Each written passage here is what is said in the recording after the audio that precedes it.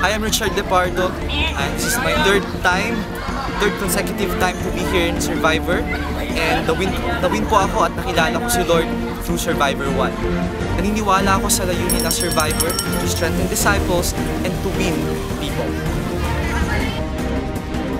Sobrang intense ng mga challenges ngayong Survivor 3, pero talagang enjoyable naman. At mula Survivor 1 to 3, talagang hindi ko sila mako-compare kasi pare-parehong exciting at challenging in many ways and in different levels.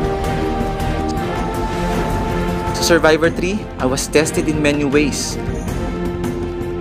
Lakas,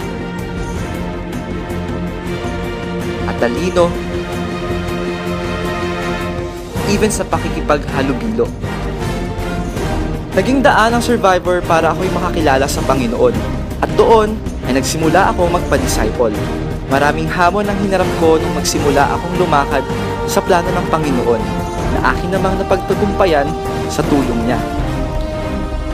Bilang unang disciple sa aming pamilya, mas naging malakas ako sa pagharap sa mga problema. Naranasan namin ang literal na mabagyo at mabaha sa Marikina, pati ang pagkakautang ng aking pamilya. May mga pagkakataon na rin kung saan nagtatalo kami ng nanay ko dahil sa magkaibang paniniwala.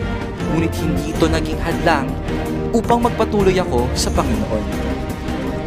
Napakalaking tulong sa akin ng devotion, pag-attend sa life group at church services, pati na rin sa training. At dahil sa grace ng Panginoon, hanggang sa ngayon, nagpapatuloy at lumalaban. And I'm still standing strong by the grace of God. I truly believe that I'm a survivor.